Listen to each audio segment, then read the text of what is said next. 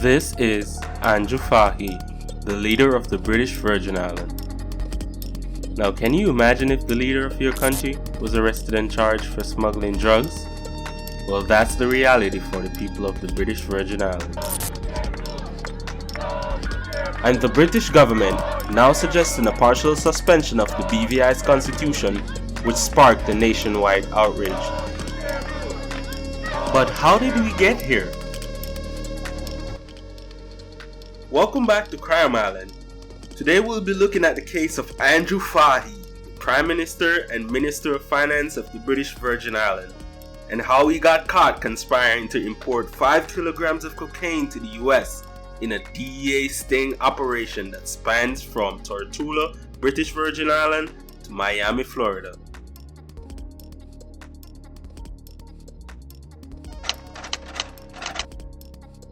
Now, if you've been paying close attention to geopolitics and financial crimes, then you've definitely heard of the Panama Papers. And for those who haven't, the Panama Papers was a leak of 11.5 million files from the world's largest offshore law firm, Mossack Fonseca. The papers reveal the myriad of ways in which the rich can exploit secretive offshore tax regimes. The documents also reveal how the BVI, with a population of 30,000 people, has more than 100,000 companies registered by Mossack Fonseca. The BVI government is fighting back to protect the reputation of its offshore financial jurisdiction by announcing a thorough investigation into the allegations. Now, like most Caribbean islands, the BVI has also been known as a corrupt place. And it's also been known as a transshipment island for drugs, as seen in 2020 when 2.5 tons of cocaine worth £200 million was seized from a policeman's house. As such, the BVI has long been marred as a hotbed of corruption and drug crime. However, Premier Andrew Fahie has always denied these allegations. And that is why I am against anyone who just promotes us as a drug-running, drug-smuggling territory. I think that is injustice to our forefathers, an injustice to the people of the Virgin Islands to paint us all with the same brush. This case outlines how politicians will say one thing but do the complete opposite, and how they use their position to gain power and money. Hey, but this is old news. There have been scandals in politics ever since Thomas Jefferson. Fahie first entered politics as the 1st District Representative in 1999 at the age of 28. In 2019, Fahie led the Virgin Island Party to victory in the general election. He was sworn in as the Premier on the 26th of February 2019. Months later, in October of the same year, the directors of the BVI's Port Authority made the recommendation for Olivine Maynard to become the Deputy Managing Director of the Port Authority. This was approved by Fahie's cabinet, though many BVI Islanders were very upset that Akeem, the previous deputy, was housed. A few Islanders who knew Olivine's son was a corrupt drug trafficker warned how this position would be beneficial to him. Some persons even commented online that she should keep her kids far away from the port. All things considered, Fahie and Olivine were at the pinnacle of their careers, with more than 50 years of public service experience cumulatively. And we're about to see how these public servants conspired to import cocaine to the US. They were unaware of the far-reaching tentacles of the Drug Enforcement Administration DEA. And in true DEA style, they made sure it was recorded. This affidavit read like a movie, with Lebanese Hezbollah operatives, politicians, audio recordings, shipping ports, cocaine, Sinaloa cartel, and yes, how can we forget the money?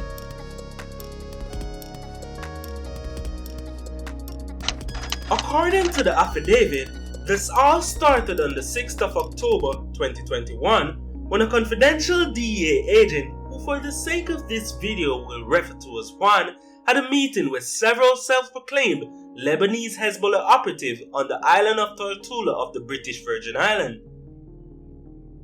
Juan requested that the group helped him use Tortula as a temporary storage port for cocaine being transported from Colombia and destined for the US. He also wanted the group's help to launder the proceeds of the drugs. It seems foolish to have all this money lying around. Oh, you'd rather have it down at the bank where the Jewish guys can leer at it? Yeah, money. Woo! The Lebanese group agreed to help Juan by introducing him to senior members of the BVI government that would offer him protection for his illicit activity. According to the affidavit, a member of the Lebanese group told Juan that he owned Olivine Maynard, the director of the port. Sometime later, the group told Juan that they had contacted Maynard and she had agreed to meet him. This is one meeting invite that I'm sure she wished she had rejected. On the 16th of March, 5 months after meeting the Lebanese group, Juan had his first meeting with Olivine's son Kadim, which, according to the affidavit, was audio recorded. During the discussion, Juan told Kadim that he had been doing this for a long time. Kadim replied stating, "I've been doing this for 20 years.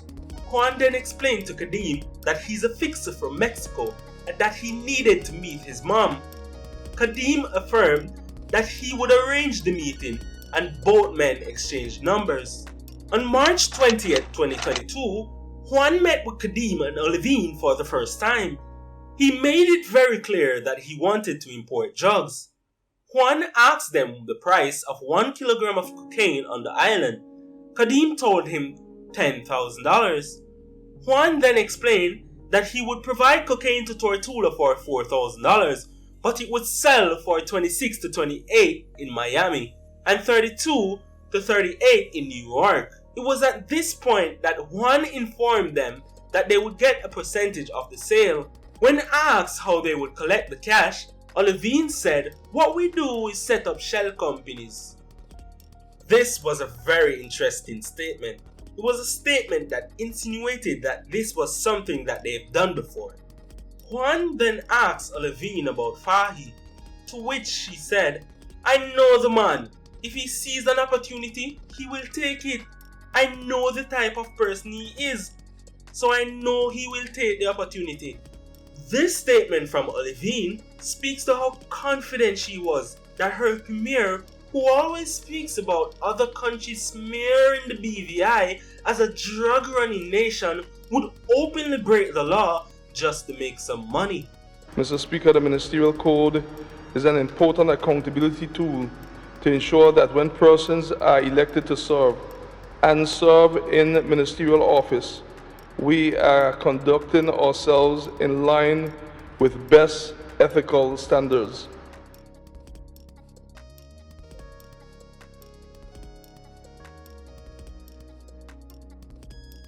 Kadim then added, "She knows the premier. He's down with her, so she can go to him anytime and he would say, okay."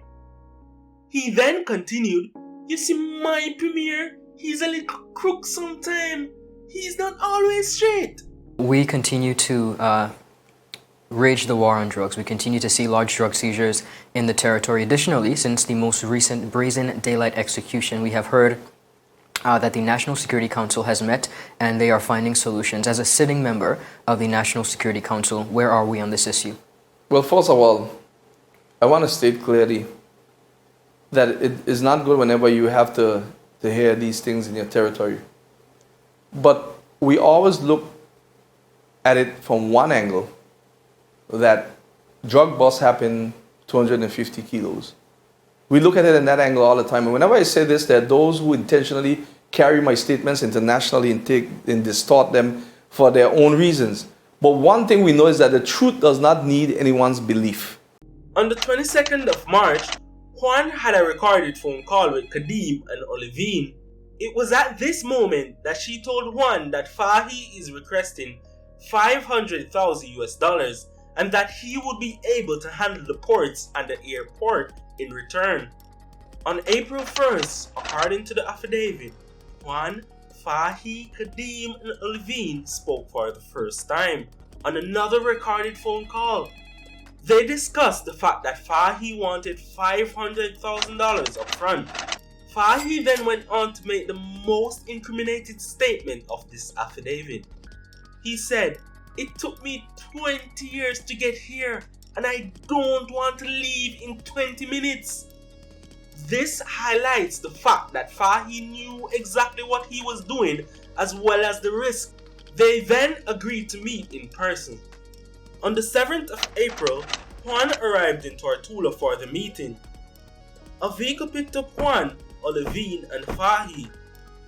The affidavit then described the journey to a beautiful stone home. Upon arrival, the trio went inside while Kadim, who rode separately, stayed outside and stand guard. This meeting, like all others, were recorded. During the meeting, Juan reiterated that he was employed by persons in Mexico who were requesting to use the ports of Tortula for a free passage of 3,000 kilograms of cocaine at a time. He also explained that the cocaine would come from Colombia to BVI, then to Puerto Rico, and finally to Miami and New York. Juan explained that the production cost for Colombia is approximately 350 a kilos.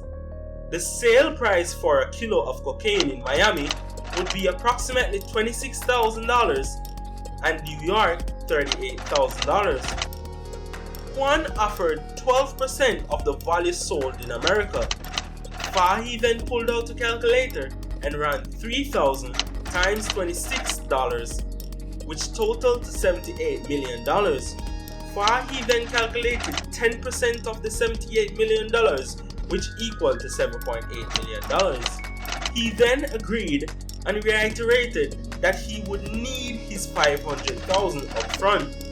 Juan then suggested to organize seizures of bad drugs and money for Fahie in BVI, so that they would avoid suspicion and give the impression that the government was fighting drug trafficking.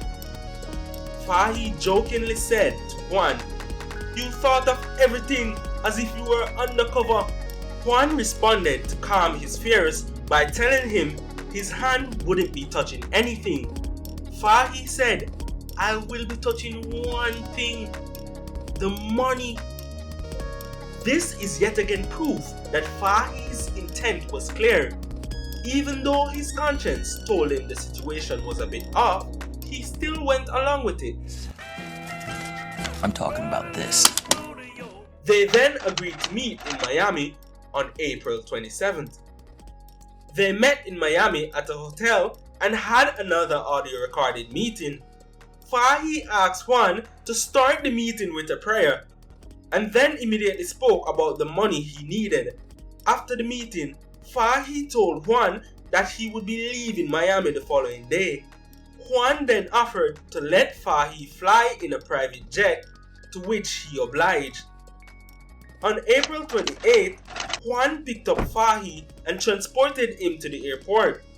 The entire interaction was audio and video recorded. They then arrived at the private jet, and Juan showed him a designer bag filled with $700,000. He then confirmed to Fahie what the money was for. They both exited the plane and Fahie was immediately arrested. Fahie exclaimed, "Why am I being arrested? I don't have any money or drugs." The same series of events occurred for Olivine the same day, and Kadim was also arrested in the BVI. They were all charged with conspiracy to import 5 kilograms or more of cocaine and conspiracy to launder money. It's always shocking to see politicians getting caught up in illegal activity. But why are we shocked though?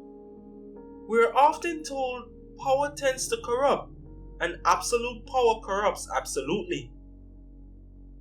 Politics is one of many professions that is easily associated with corruption, but we can also question other professions. Do all police care about citizens? Do all teachers care about students? Simply, it's fair to say not all politicians will care about the people they serve. Though many politicians are likely to be good, it's also fair to say not all politicians are the most trustworthy persons alive. It's because of this very reason why most don't aspire to be one. And if good people avoid to join politics, it's natural that politics will have more bad politicians than good. Most students these days want to be a doctor or an engineer, but not a politician. If this is our attitude toward politics, then it will naturally be dominated by bad people. Therefore, we need persons in politics with good intention and not selfish desires. One way to get this is to hold politicians accountable for their actions. Andrew Fahie has further tarnished the BVI and left its beautiful people to now fight for the right to remain self-governed, a right that they enjoyed since 1950. The Commission of Inquiry now recommending a partial suspension of the Constitution, which would return the BVI to direct British ruling. I hope the nation of the BVI, and by extension the wider Caribbean, recover from this embarrassment. Thank you for watching Crime Island, and if you found this video interesting, please remember to leave a like on the video, subscribe if you haven't yet done so, and please share your thoughts in the comment section below.